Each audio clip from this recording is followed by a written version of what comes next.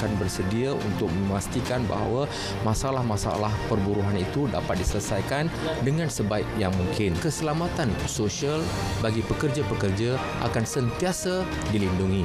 Pada masa yang sama, untuk memastikan negara kita mempunyai tenaga mahir yang mencukupi, kita juga akan mengadakan pelbagai kajian dan penyelidikan dalam negeri dan juga di peringkat antarabangsa dalam memperkukuhkan dan memperkasakan program TWET di negara kita.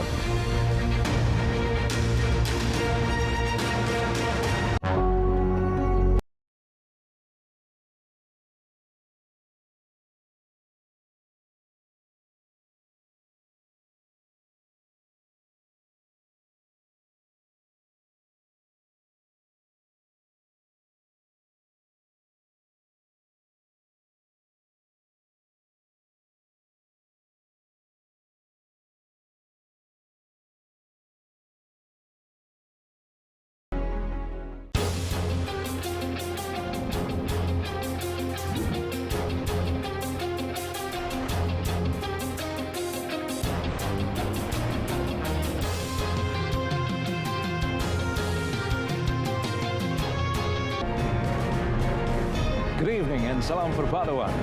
Thanks for joining us. I'm Muhammad Amin Carlos and you're watching News at 10. Now headlines for tonight.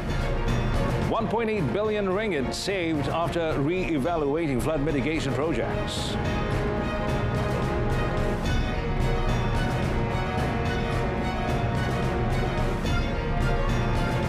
Well, 4 more bodies discovered in Batankali landslide site.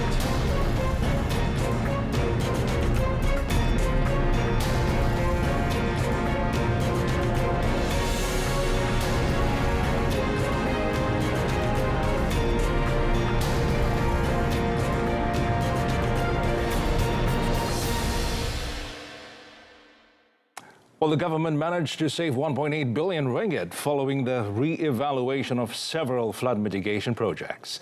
The Prime Minister, Dato Sri Anwar Ibrahim, said the Finance Ministry has been asked to renegotiate with the companies involved through selective tendering. Saya sebut tadi tender. Saya sebut tender pilihan. Kerana peruntukan tempatan banjir 15 bilion ringgit.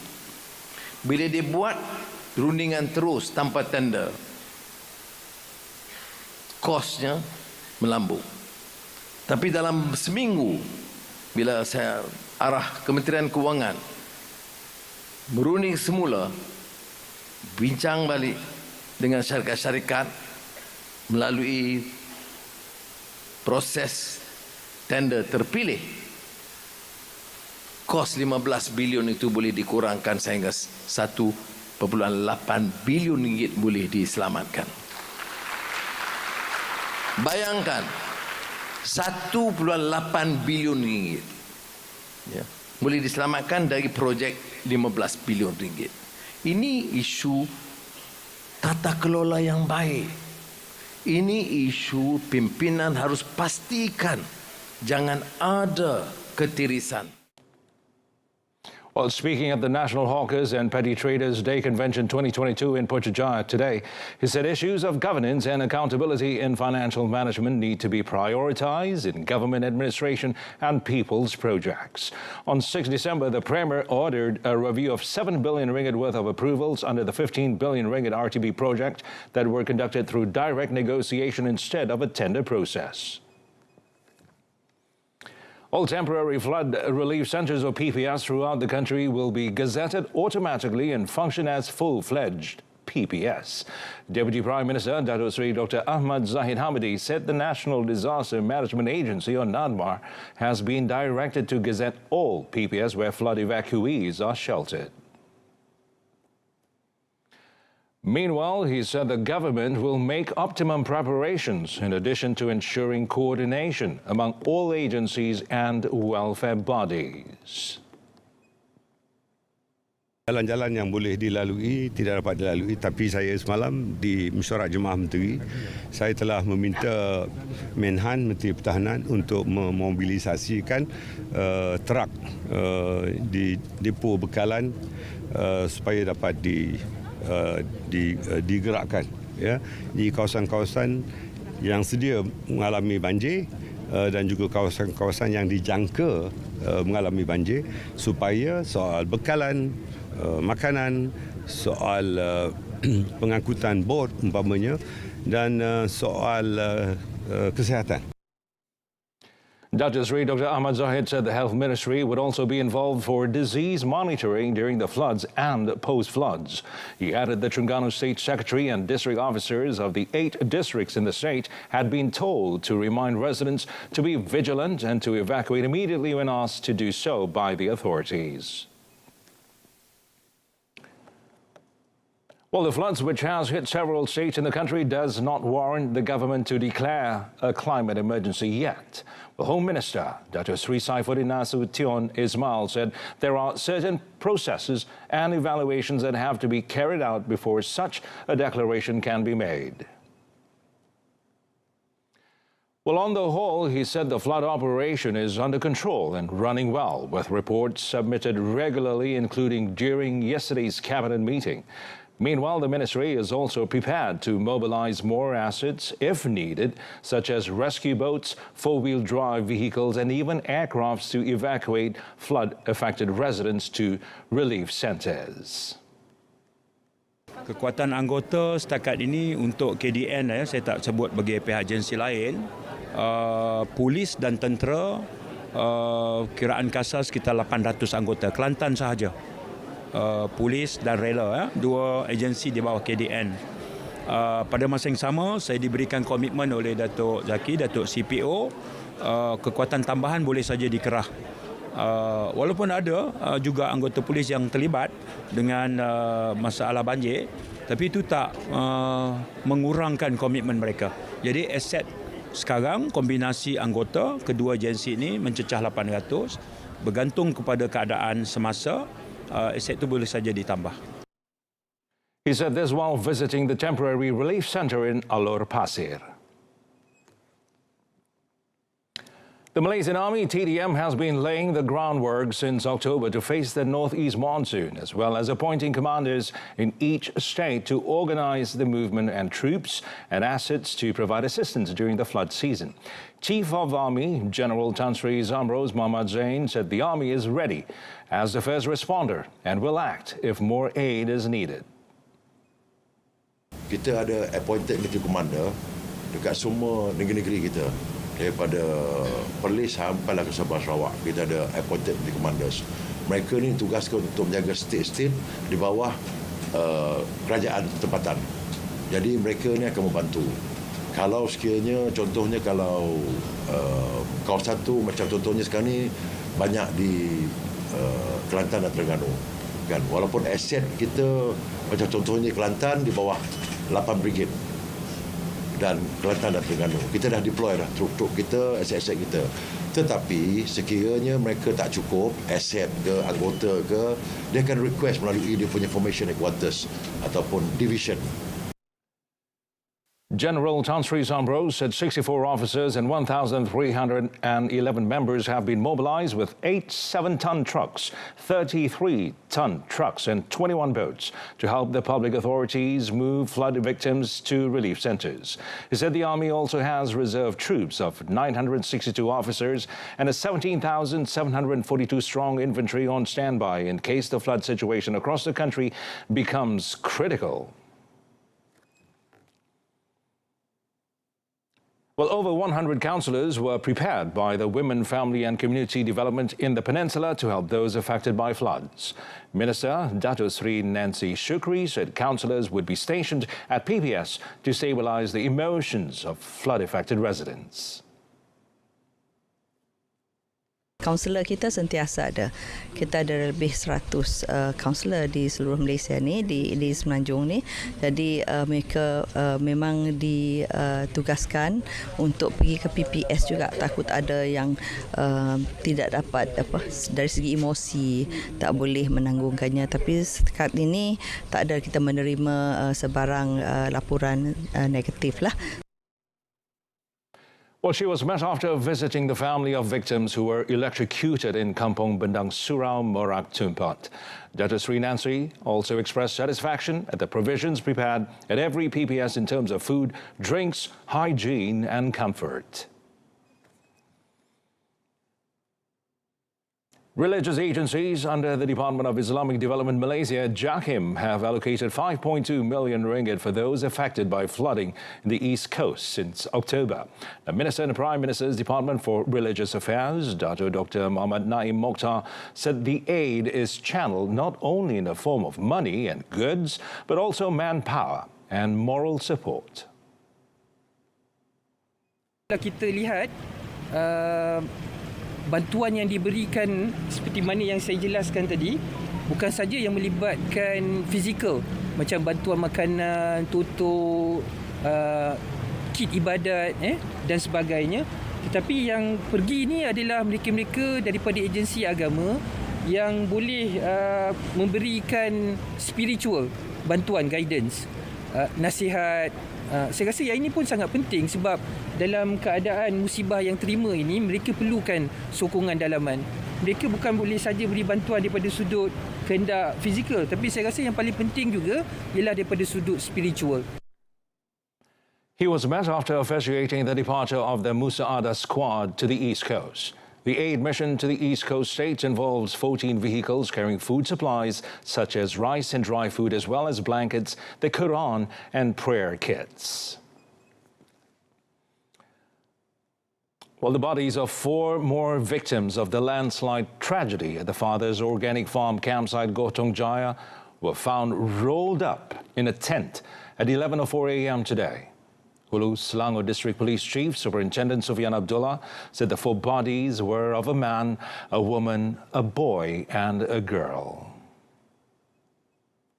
Tim atau agensi penyelamat kita, Jabatan Bomba dan Penyelamat bersama dengan agensi-agensi yang lain telah berjaya menjumpai 4 mayat. Telah berjaya menjumpai 4 mayat dalam kedalaman lebih kurang 7 meter, dalam kedalaman 7 meter, dan mayat-mayat ini dipercayai berada dalam satu lokasi, iaitu di kawasan sektor C, di sektor C. Daripada semasa tindakan penyelamatan atau tindakan mengeluarkan mayat, pihak bomba mendapati bahawa kesemua mayat ini berada dalam satu kemah atau dalam satu bungkusan kemah, digulung dalam satu kemah. So ada 4 body di dalam satu kemah tersebut. All the bodies were taken to the Sungai Buloh Hospital for post-mortem. Meanwhile, police today clarified that only 1 victim remains unaccounted for and not 3. The lone victim is that of a boy. Now, this also brings the total number of victims to 92 instead of 94. Selangor Police Chief Dato Arjunaidi Mohamad said the new figure was obtained after several rounds of verification based on information and reports from various parties, including family members.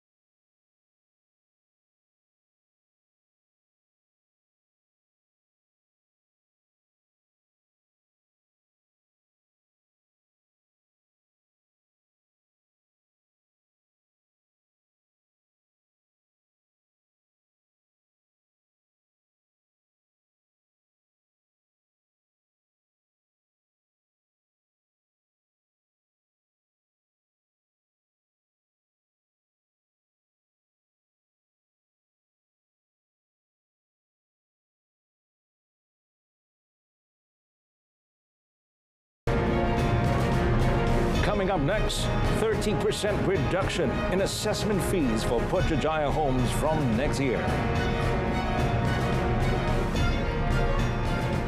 Well, houses in Putrajaya costing below 300,000 ringgit will be given a 30% discount in assessment beginning next year. Announcing this, Prime Minister Datuk Seri Anwar Ibrahim said the tax cut would take effect from 1st January 2023 until a reassessment was done by Putrajaya Corporation.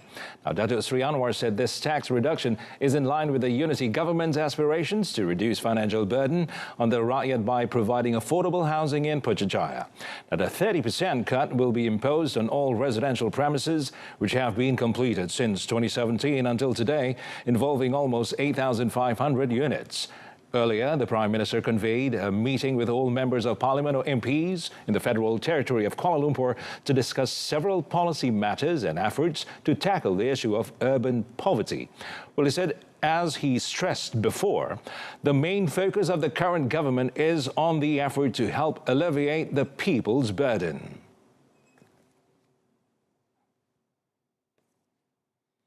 Well, the Domestic Trade and Cost of Living Ministry has decided to form a permanent secretariat together with the Economy Ministry as part of efforts to curb the issues related to high cost of living.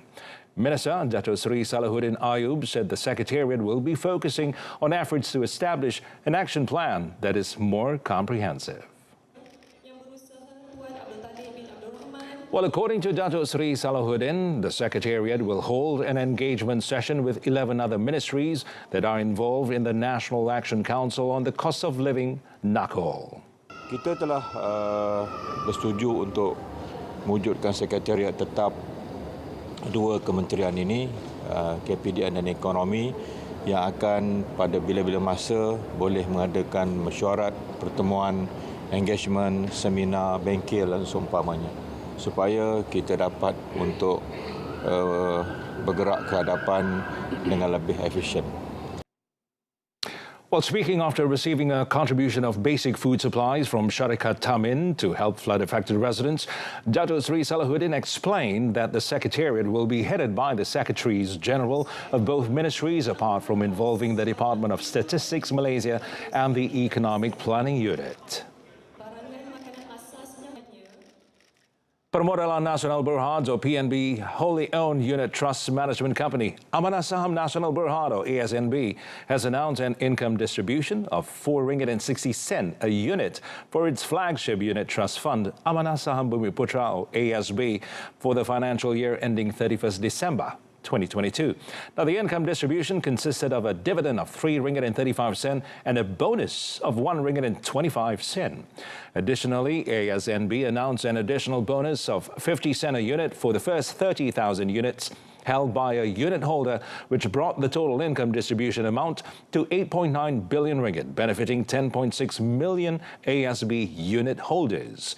PNB President and Group Chief Executive Ahmad Zulkarnain said Malaysian companies emerged as the largest contributor to returns this year, driven by ASB's investments in financial services, plantation and healthcare sectors. ASB took advantage of the relatively strong domestic equity market performance in the first half of 2022 to capture gains, rebalance its portfolio and increase its cash holdings.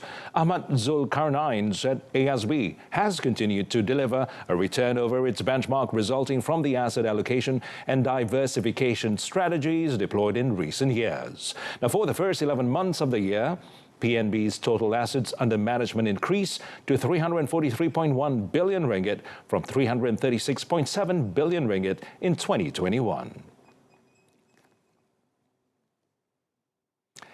The Entrepreneur Development and Cooperatives Ministry will continue to empower the micro, small and medium enterprises, known as MSMEs, as a preparation in facing the expected economic instability next year. Now, Minister Dato' Ewan Benedict said the sector needs to be emphasized since it is among the sectors that contribute to the people's income. Elaborating, Dato' Ewan said for the purpose, the ministry would establish an MSME Entrepreneurs Empowerment Council starting at the district level. Penting kita untuk mengangkat sekurang-kurangnya ada wawasan yang boleh disertai oleh rakyat, bermula dengan perniagaan kecil-kecilan, perusahaan kecil dan sederhana, perusahaan koperasi, kerana inilah cara kita untuk mengatasi cabaran ekonomi kita. Yang di Malaysia sekarang ini, perusahaan kecil dan sederhana menyediakan pekerjaan kepada 47% rakyat Malaysia ini bekerja di dalam sektor perusahaan kecil dan sederhana. Sebab itu saya mahu dan kementerian mahu ini dapat diperkasakan. Well, speaking after launching the super apps Tap Tap Lah, developed by Koperasi Tanjung Keramat Malaysia Berhad, Dato' Ewan also said the cooperative movement as well as small and medium enterprises need to adopt digital business technology to stay competitive and relevant. Well, RTM remains the main medium for the government in disseminating true and authentic information to the people. As such, Deputy Communications and Digital Minister Tioni Cheng said in line with the important roles played by the agency, as well as the rapid development of digital information and technology, the broadcasting industry should also grow along with the current needs.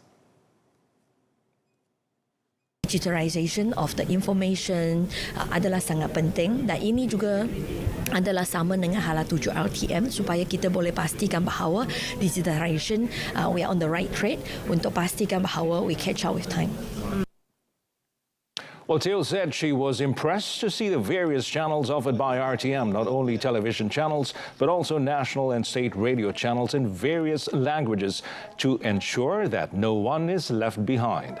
She said this after making a visit to Angkasa Puri Kota Media today.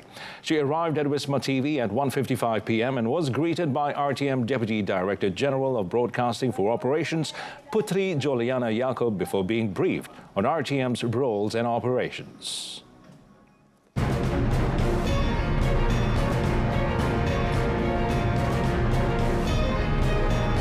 In a foreign front, Asian drug lord extradited to Australia.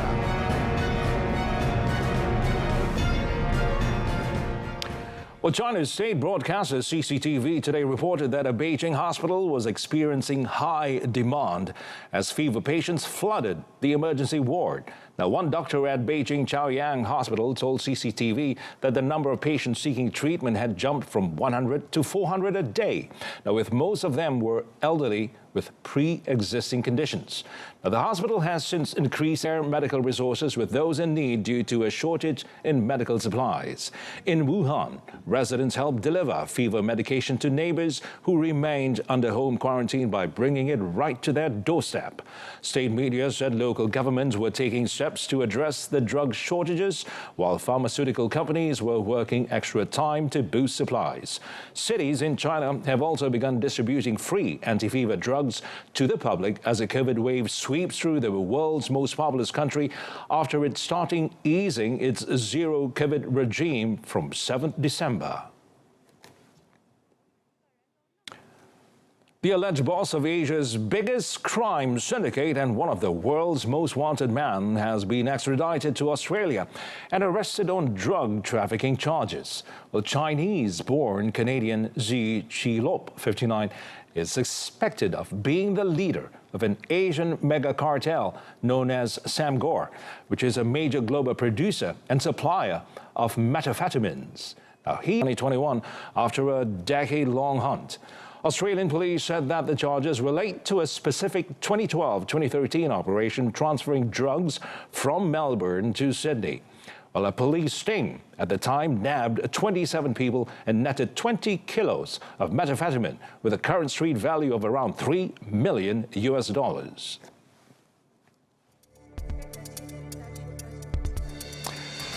Well, French serial killer Charles Sobrage, who committed a string of murders across Asia in the 1970s and was portrayed in the Netflix series The Serpent, was expected to walk free from prison in Nepal.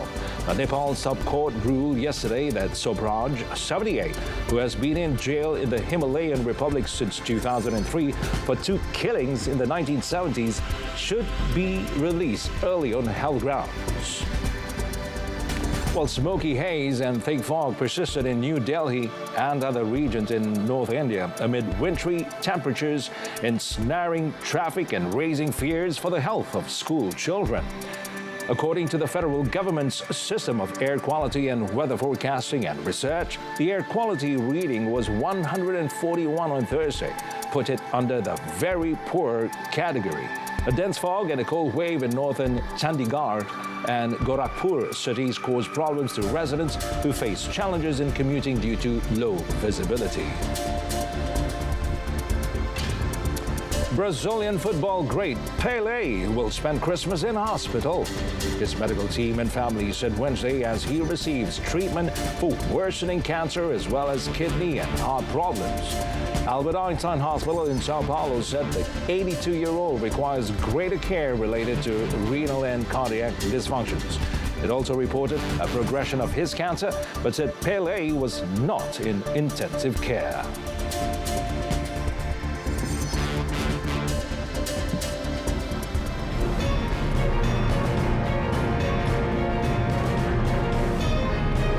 Hails Harimau Malaya's fighting spirit against Myanmar. That and more next in sports.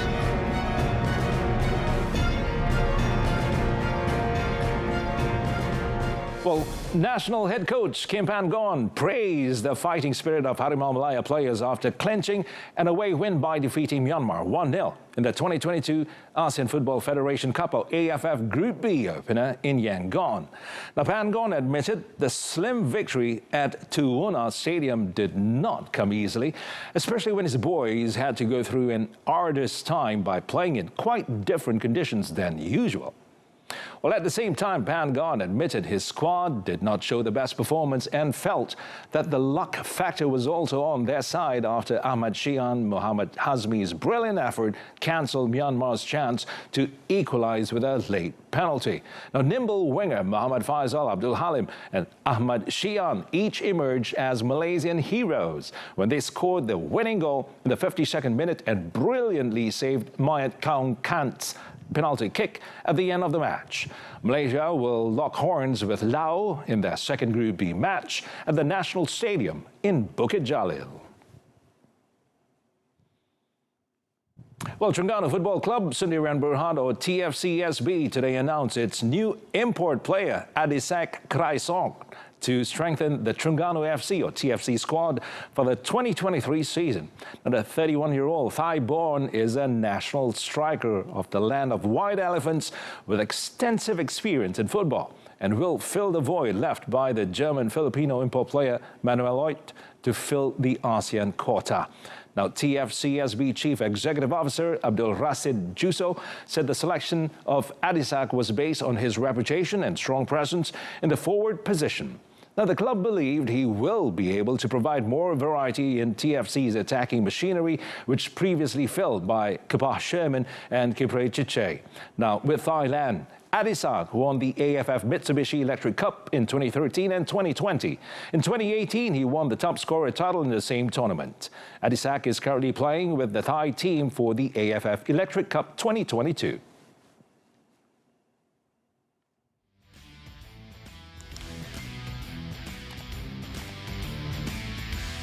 And Marcus Rashford marked his return from World Cup duty with a brilliant solo goal as Manchester United advanced into the quarterfinals of the EFL Cup earlier today with a 2-0 win over Burnley. Now, United's first game since the World Cup was also their first since Cristiano Ronaldo's dramatic departure from Old Trafford. Now, the Red Devils went ahead in the 27th minute through a close-range finish from Denmark's Christian Eriksen, who also featured at Qatar 2022. Now, Rashford, who scored 3 goals for England at the World Cup, doubled United's lead against second-tier championship leaders Burnley just before the hour mark in superb style. Now, the England forward went on a run from inside his own half and into the visitors' box before drilling a shot low into the net.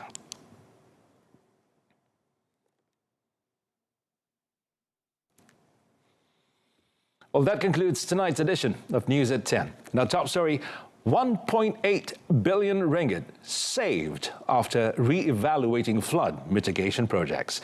Well, folks, do tune in at updates at noon tomorrow on TV2 at 12:30 p.m. Till then, I'm Muhammad Amin Carlos. Thank you for watching and good night.